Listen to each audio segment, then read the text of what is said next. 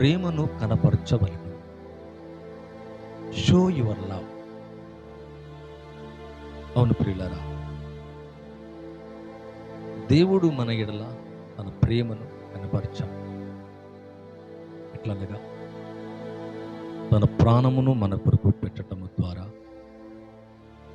ఆ సిలువలో తన ప్రేమనంతా కూడా వెల్లడి చేశాను, కనపరచాను. కనపరచటం అంటే చూపించటం, వెల్లడి చేయటం, తెలియచేయటం. పుట్టి మాటే కాకుండా క్రియ ద్వారా దేవుడు తన ప్రేమనంతా కూడా వెల్లడి చేసినట్లుగా మనం చూస్తున్నాం. మనం కూడా మన జీవితంలో దేవుని ప్రేమ మనం కూడా పొందాలంటే, ఇంకా అనుదిన జీవితంలో దేవుని ప్రేమ మన జీవితంలో కూడా దేవుడు కనపరచాలంటే, అవును, దేవుని పట్ల కనపరచాలి, ఇతరు ఎడల కూడా మనకున్న ప్రేమను కనపరచాలి. ప్రేమ ఉంటే సరిపోదు, దాగి ఉంటే సరిపోదు, నీ హృదయంలో దాచుకుంటే సరిపోదు. ఇది మాటతో కాదు, క్రియతో, సత్యముతో ప్రేమించాలని దేవుని యొక్క వాక్యం అంటుంది. లైవ్ చూస్తున్న మీ అందరి జీవితంలో దేవుడు మనల్ని ప్రేమిస్తున్నాడు, ప్రేమించాడు, సిలువలో ఎంతో ప్రేమించాడు. తన ప్రేమనంతా కూడా కనపరిచినట్లుగా మనం చూస్తున్నాం. అయితే మనం కూడా దేవుని పట్లే కాదు, మనుషుల ఎడల కూడా మనము ప్రేమను కనపరచాల. 1 యోహాను 4:16 చూస్తే, మన ఎడల దేవునికి ఉన్న ప్రేమను మనం ఎరిగిన వారమై దాన్ని నమ్ముకొనిచ్చున్నాం. దేవుడు ప్రేమ స్వరూపై ఉన్నాడు, ప్రేమ యందు నిలిచి ఉండువాడు దేవుని యందు నిలిచున్నాడు, దేవుడు వాని యందు నిలిచున్నాడు. ఇక్కడ చూస్తే మనము దేవుణ్ణి ప్రేమించితిమని కాదు, దేవుడే మనల్ని ప్రేమించి తన ప్రేమను మన ఎడల కనపరుస్తున్నాడు. మన ఎడల దేవునికి ఉన్న ప్రేమను మనం ఎరిగిన వారమై దాన్ని నమ్ముకొనిచ్చున్నాం. దేవుడు ప్రేమ స్వరూపి అయి ఉన్నాడు. God is love. తన ప్రేమను ఎలా కనపరచారంటే, సిలువ మీద, సిలువ ద్వారా సర్వలోకానికి క్షమాపణ తీసుకొచ్చాడు. రక్షణ, స్వస్థత, నెమ్మది. ఆయన దెబ్బల ద్వారా మనకు స్వస్థత. మనమును దేవుని ఎడల కూడా మన ప్రేమను కనపరచాలి. అంతేకాదండి, ప్రేమను పొందిన మనము ఇతరి ఎడల కూడా దేవుని ప్రేమను కనపరుస్తూ ఉండాలా. ఇదే గనక బైబిల్లో గనక చూసినట్లయితే, కీర్తన గ్రంథము 34వ అధ్యాయము ఒక వచనాన్ని చూద్దామండి. 8వ వచనాన్ని కనుక చూస్తే, యెహోవా ఉత్తముడని రుచి చూసి తెలుసుకునండి, ఆయనను ఆశ్రయించిన నరుడు ధన్యుడు. ఉత్తముడని రుచి చూసి తెలుసుకున్నాం, మనం రుచించాం. ఎక్కడో పాపములు ఉన్న మన జీవితాన్ని, అసహ్యమైన మన జీవితాన్ని, లోకములో, చీకట్లో, అంధకారములో శాంతి ఎరగక, నెమ్మది లేక, చచ్చిన స్థితిలో బ్రతికి ఉండి కూడా ఆత్మీయ స్థితిలో, పాపం విషయంలో చచ్చిన మనల్ని క్రీస్తు యేసు ద్వారా తన ప్రేమను రుచింపచేసి బ్రతికించాడు మనల్ని. లైవ్ చూస్తున్న మీ జీవితంలో ఉత్తముడని రుచి చూసి తెలుసుకోమంటున్నాడు. ఆశ్రయించిన నరుడు ధన్యుడు. రుచించాం, టేస్ట్ చేశాం, పొందాం. ఆ ప్రేమ మన అంతరంగంలో చూశాం. పాప జీవితము కడగబడ్డది. లోకము, ఈ పాపము, ఈ దుర్మార్గత నుంచి విడిపించి ఆయన బిడలగా, ఆయన సొత్తుగా చేసుకున్నాడు. ఇప్పుడు ఇప్పుడు మన జీవితంలో అనుదినం దేవుని పట్లను ఇతరుల పట్లను దేవుని ఎడల కూడా నీ ప్రేమను కనపరచాలి. ఇతరుల పట్ల కూడా ప్రేమను కనపరచువారిగా ఉండాలా. అలాగ ఉన్నట్లయితే నా జీవితాన్ని ఎంతగానో ఆశీర్వదిస్తాడు. బైబిల్లో గనక చూసినట్లయితే మొదటి సమూయేలు గ్రంథం 20వ అధ్యాయము 17వ వచనాన్ని కనుక చూసినట్లయితే, యోనాతాను దావీదును తన ప్రాణ స్నేహితునిగా ప్రేమించను గనక ఆ ప్రేమను బట్టి దావీదు చేత మరలా ప్రమాణం చేయించను. సౌలు కుమారుడు యోనాతాన్, సౌలు రాజు తన కుమారుడు యోనాతాన్ దావీదుని శత్రువుగా చూస్తున్నాడు, తరుముతున్నాడు, చంపగోరినట్టుగా చూస్తున్నాం. అటువంటి సమయంలో తన కుటుంబంలోంచి యోనాతాను దావీదుని తన ప్రాణ స్నేహితునిగా ప్రేమించెను. అవును ప్రియులారా, మనల్ని కూడా ప్రభు లోకములో సాతాను బంధకములో ఉండగా ఎలా ప్రేమించారంటే, దావీదుని యోనాతాను ఎలా ప్రేమించాడు, ప్రాణ స్నేహితునిగా భావించుకొని ప్రేమించి ఆ ప్రేమను బట్టి దావీదు చేత మరలా ప్రమాణము చేయించినట్లుగా చూస్తున్నాం. అలాగే సిలువలో చూపిన ప్రేమ ఎటువంటి ప్రేమ అంటే, ప్రాణ స్నేహితులుగా చేసుకున్నాడు, తన ప్రాణాన్ని పెట్టేశాడు. ఈ లైవ్ చూస్తున్న మీ జీవితంలో యోనాతాను ఒక రాజకుమారుడు, దావీదు ఎక్కడో సామాన్యుడు, గొర్రెల దొడ్డిలో ఉండే ఆ వ్యక్తిని ప్రాణ స్నేహితునిగా ప్రేమించినట్టుగా చూస్తాడు.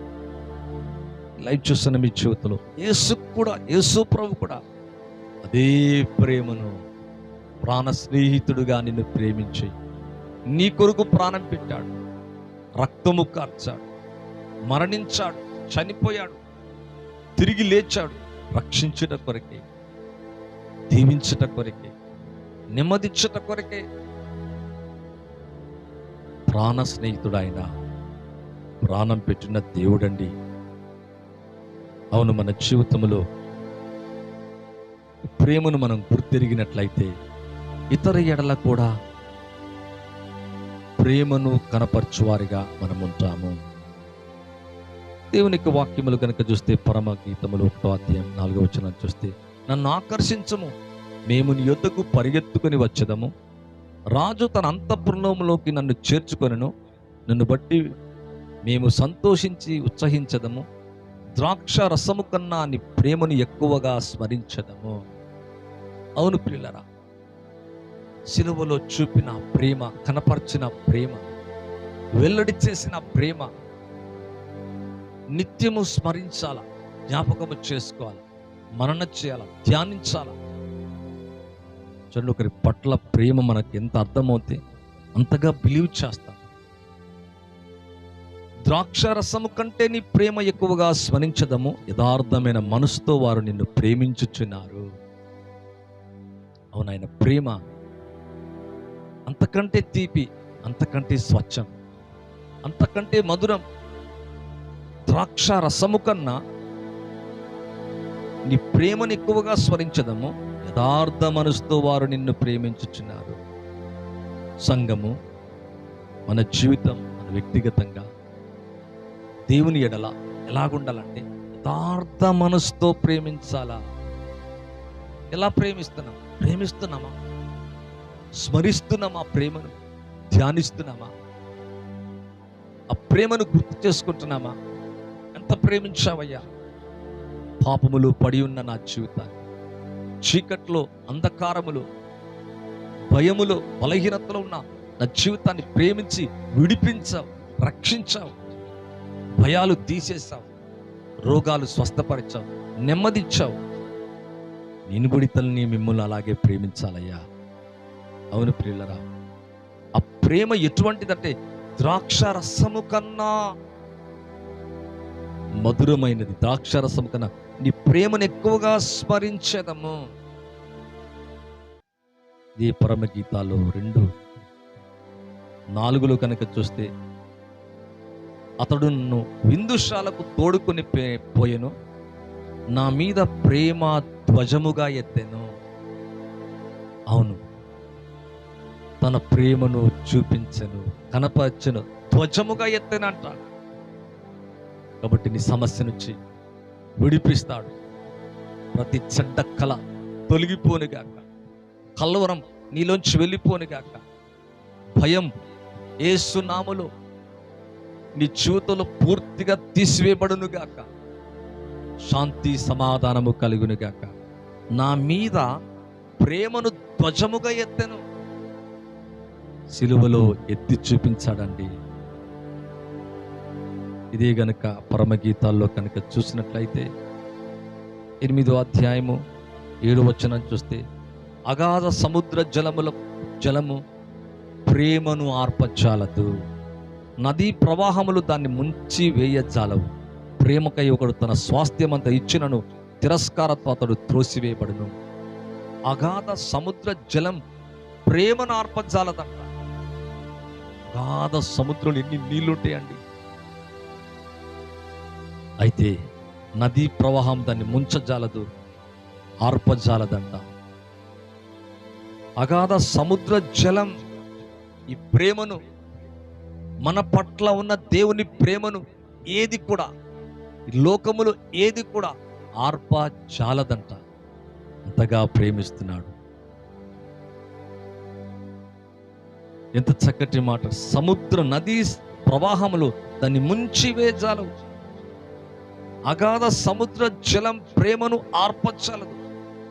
నీ పట్ల, నీ కుటుంబం పట్ల, నీ ఇంటి వారి పట్ల, నీ ఆత్మను రక్షించుటకై నీ కొరకు ఎటువంటి ప్రేమను యేసే కనపరచడు. అర్థం చేసుకోవాలి. మనం కూడా అలాగే ఉండాలి. ఆ ప్రభుని ప్రేమించట్లో, ఇతరులను ప్రేమించట్లో, క్షమించట్లో, ఆదరించట్లో, మనకు కలిగింది సాయం చేయట్లో, ప్రేమను కనపరచు వారిగా మనం ఉండాల. ప్రియులరా, అగాధ సముద్ర జలము ప్రేమను ఆర్పజ, నదీ ప్రవాహములు దాన్ని ముంచివేయజాలవు. లైవ్ చూస్తున్న మీ జీవితంలో, అవును, ఈ ప్రేమను మనం ఎరుగుతున్నామా? గ్రహిస్తున్నామా? ఈ ప్రేమను ఎరిగి ఇతరులను కూడా ఈ ప్రేమతో మనం ప్రేమిస్తున్నామా, కనపరుస్తున్నామా? Romans chapter 5th chapter 8th words. అయితే దేవుడు మన ఎడల తన ప్రేమను వెల్లడిపరచుచున్నాడు, కనపరచుచున్నాడు. ఎట్లనగా మనం ఇంకనూ పాపులమై ఉండగానే క్రీస్తు మన కొరకు చనిపోయాడు. యేసు ప్రభు ఎందుకొరకు చనిపోయాడు? ఎందుకొరకు దెబ్బలు తిన్నాడు? ఎందుకొరకు మరణించాడు? చనిపోయి ఎందుకు తిరిగి లేచాడు? తన ప్రేమను ఎందుకు వెల్లడి చేస్తాడంటే, ఇంకా పాపులమై ఉండగానే క్రీస్తు మన కొరకు చనిపోయి తన ప్రేమను వెల్లడి చేస్తున్నాడు. కాబట్టి ఆయన రక్తం వలన నీతిమంతులుగా తీర్చబడుతున్నాం. మరింత నిశ్చయముగా ఆయన ఉగ్రత నుండి రక్షించబడతామంట. ఉగ్రత నుండి రక్తము ద్వారా నీతిమంతులుగా తీర్చబడతాం. లైవ్ ద్వారా యేసు ప్రేమ నీ పట్ల చూపబడ్డది, వెల్లడి చేయబడ్డది. ఇంకా పాపములో ఉండగానే తన ప్రేమను వెల్లడిపరచుచున్నాడు. ఎట్లనగా మనం ఇంకనూ పాపములో ఉండగానే క్రీస్తు మన కొరకు చనిపోయాను. చనిపోవటం కాదు, మన నుంచి తిరిగి లేస్తున్నాడు. ఇక్కడ అంటున్నాడు, పిల్లరా, ఆయన రక్తము ద్వారా, యేసు క్రీస్తు రక్తము ద్వారా, holy blood, precious blood, glorious blood, blood of Jesus, ఎటువంటి పాపము లేని రక్తం, రక్తము ద్వారా నీతిమంతులంగా తీర్చబడుతున్నామంట. యేసునందు విశ్వాసం ఉంచితే డిక్లేర్ చేస్తున్నాడు, నీతిమంతులుగా తీరుస్తున్నాడు. మరింత నిశ్చయముగా ఆయన ద్వారా ఉగ్రత నుండి రక్షించబడతామంట. అంత చక్కటి మాట అండి. అవును, ఆయన ప్రేమను వెల్లడి చేస్తున్నాడు, కనపరుస్తున్నాడు, చూపిస్తున్నాడు. The Roman chapter 8 chapter 35 words. క్రీస్తు ప్రేమ నుండి మనలను ఎడబాపును వాడు ఎవడు? శ్రమ అయినా, బాధ అయినా, హింస అయినా, కరువైన, వస్త్రహీనతైన, ఉపద్రవమైన, ఖడ్గమైన మనలను ఎడబాపున. అవుని లోకములకు వెళ్ళి శ్రమ కలుగుతుందేమో, బాధలో ఉన్నవేమో, హింసలో ఉన్నవేమో, కరువులో ఉన్నవేమో, వస్త్రహీనతలో ఉన్నవేమో, ఉపద్రవంలో ఉన్నవేమో. అయితే క్రీస్తు యొక్క ప్రేమ నుండి ఎడబాపు వాడేవాడు అపవాది కానీ, ఇప్పుడు చదవబడిన లిస్టులో ఏది కానీ క్రీస్తు ప్రేమలోంచి నిన్ను ఏది కూడా వేరు చేయలేదంట. అటువంటి స్టిక్కింగ్ అయిపోయాడు, అటువంటి ప్రేమను కనపరుస్తున్నాడు. అటువంటి స్ట్రాంగ్ లవ్ నీ పట్ల నా పట్ల ఉంది దేవునికి అంటున్నాడు. శ్రమ అయినా, బాధ అయినా, హింస అయినా, కరువైన, వస్త్రహీనతైన, ఉపద్రవమైన, ఖడ్గమైన మనలను ఎడబాపు వాడేవాడు. ఏది కూడా క్రీస్తు యొక్క ప్రేమ నుంచి నిన్ను నన్ను వేరు చేయలేదంట. 38 వర్స్ నుంచి మరణమైన, జీవమైన, దేవదూతలైన, ప్రధానులైన, ఉన్నవైన, రాబోవైన, అధికారులైన, ఎత్తైన, లోతైన, సృష్టింపబడిన మరి ఏదైనా మన ప్రభు అయిన యేసు క్రీస్తు నందలి దేవుని ప్రేమ నుండి మనల్ని ఎడబాప నేరవని రూఢిగా నమ్ముచున్నాను. ఏ సమస్యని నేమి చేయలేదు. బీపీయా, షుగరా, థైరాయిడా, క్యాన్సరా, కిడ్నీ ప్రాబ్లమా? అవును, ఇక్కడ అంటున్నాడు మన ప్రభు అయిన క్రీస్తు యేసు నందలి దేవుని ప్రేమ నుండి మనల్ని ఎడబాప నేరవు. ఏది కూడా ప్రభు యొక్క ప్రేమ నుంచి నిన్ను వేరు చేయలేదంట. ఎటువంటి పాపం, ఎటువంటి బలహీనత, ఎటువంటి చీకటి సాతాను తన సంబంధమైనది. ఈ ప్రేమను మనం నమ్ముకొని వచ్చిన, అవును, తన ప్రేమను మన ఎడల వెల్లడి చేయుచున్నాడు. మరి మనం ఎలాగుంటున్నాం? ప్రభుని ప్రేమిస్తున్నామా? మనస్ఫూర్తిగా ప్రేమిస్తున్నామా? హృదయపూర్వకంగా ప్రేమిస్తున్నామా? మనసారా ఆ ప్రేమను నమ్ముకొని మన ప్రేమను ఇతర ఎడల కూడా వెల్లడి చేస్తున్నామా, కనపరుస్తున్నామా? అప్పుడు ఎంతగానో దీవించబడతాం, ఆశీర్వదించబడతాం. తిరిగి మనకు కూడా దేవుడు ప్రేమ అనుదిన జీవితంలో కనపరుస్తూ ఉంటాడు. పిల్లారా,